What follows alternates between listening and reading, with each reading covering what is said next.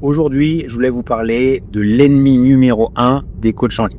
Et comment je le sais, c'est que personnellement, ça fait bientôt 8 ans que je vis de mes revenus en ligne. Ça fait bientôt 15 ans que je suis entrepreneur, mais 8 ans vraiment que je vis de mon coaching en ligne et de mes accompagnements. Comment et pourquoi je vous parle de ça? C'est que j'ai la chance aussi de côtoyer des dizaines de personnes chaque mois qui vivent pleinement de leur activité de coaching en ligne. Et il y a un ennemi qu'on ne soupçonne même pas au démarrage, qui vient nous heurter pleine face et qui, je l'ai vu, qui détruit littéralement le business et la vie de beaucoup de coachs sans même qu'ils se rendent compte. Et c'est exactement ce dont je veux parler aujourd'hui.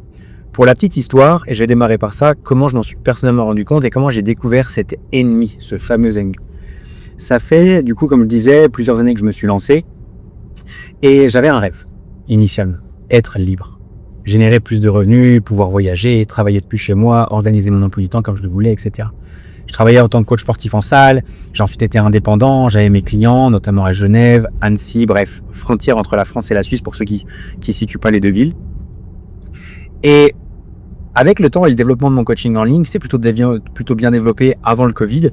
Je commençais à avoir un ou deux clients en ligne, j'avais aussi mes clients en présentiel, et plus le temps avançait, plus le en ligne se développait, plus j'avais pigé, je commençais, ça se passait bien, etc.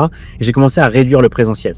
J'ai commencé à réduire, au début je travaillais tous les jours, ensuite je passais à 3 jours par semaine, ensuite je passais à 3 matinées par semaine, pour finir à 1 jour par semaine, et au final, il y a 4 ans maintenant, arrêter complètement de coacher mes clients en présentiel, et arrêter le coaching en ligne pour me consacrer à accompagner les coachs que j'accompagne aujourd'hui. Et avec cette transition, je vois vraiment ça comme une transition où j'avais quelque chose qui se développait et ensuite j'arbitrais un petit peu mon temps en disant bah voilà, mon temps il est plus rentable si je le fais comme ça, et surtout avec cette recherche de liberté totale, bien sûr que le en ligne prédominait par rapport à mes objectifs perso. Et avec le temps, j'ai commencé à plus aller en présentiel, plus aller en physique, etc. Et j'ai perdu quelque chose de fondamental.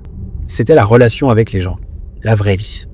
Parce que, bien sûr, je vivais de mon business en ligne. Ça, c'était magnifique. J'avais ma compagne. J'ai d'ailleurs plus récemment eu mes filles. Quelques amis que je vois très régulièrement aussi.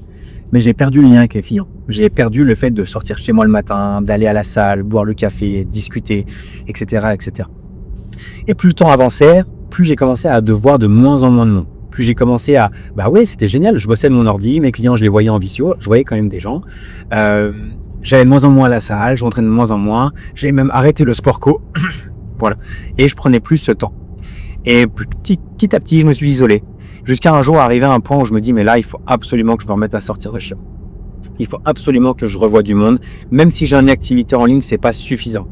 Le en ligne pur ne remplacera jamais les relations sociales. Et pas que avec des clients, même les relations sociales classiques. Et c'est un truc et c'est un pattern que j'ai revu chez beaucoup d'autres personnes. On fait la transition en ligne, ça marche plutôt bien, on est content, mais il y a un petit truc qui nous manque. Cette relation qu'on a connue, ce côté humain, les échanges, les partages, l'authenticité du partage en vrai, voilà.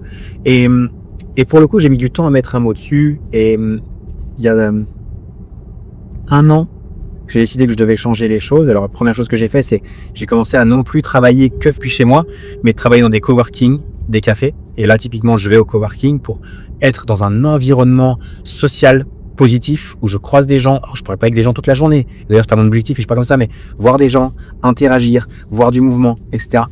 J'ai repris une activité physique plus régulière, notamment avec le foot, où je suis retourné dans mon club pour l'aspect social, aussi où j'ai pris des responsabilités dans le club pour avoir un impact aussi sur les gens et me rendre utile. J'ai repris plus récemment maintenant, il y a encore quelques semaines, 1 mois maintenant, un petit groupe. J'ai rejoint un petit groupe de connaissances à qui je m'entraîne régulièrement le matin tôt. Là, il est 10h et on a fait la séance à 7 jusqu'à 8. On a bu le café pendant 1 heure et maintenant tout le monde est parti travailler, etc. Donc, ce que je me suis rendu compte avec le temps, quand on est entrepreneur en ligne, c'est que notre pire ennemi, c'est l'isolement, d'être tout seul dans son coin. Il y a plein de façons de le vaincre. La première chose, c'est de sortir chez soi pour bosser. 1, voir des gens, interagir. 2, il y a le sport, l'associatif, ou le sport, d'aller en salle, de voir des gens. Pour le coup, j'ai remarqué que aller en salle de sport, Pour mettre mes écouteurs et faire mon entraînement, ça ne résolvait pas mon problème. J'avais besoin de plus. Après, il y avait les petits groupes où on prend un groupe de gars qui t'entendent bien et tu as un aspect entraînement et aussi un aspect boire le café ensemble, discuter, partager du bon temps. Ça fonctionne et ça a bien fonctionné pour moi. Il y a aussi les groupes d'entrepreneurs qu'on peut rejoindre pour certains. Alors, il y a des masterminds, il y a des gars qui font des retraites, bref, il y a plein de façons de le faire. Juste, il faut y mettre une intention et il faut le respecter. Et je remarque que quand on le fait avec cette intention, quand on le fait volontairement, il se passe un truc. Des choses qu'on ne peut pas forcément expliquer, c'est automatiquement, on a une meilleure énergie. Automatiquement, on repart avec plus d'idées. Automatiquement, on se sent mieux. Je me ressens aussi beaucoup plus productif. Alors là, c'est le mix entre la reprise du sport et le fait d'interagir avec des gens qui sont positifs, bienveillants, qui vont de l'avant, qui ont des idées, etc. Bref, ne restez pas seul. Posez une vraie intention là-dessus.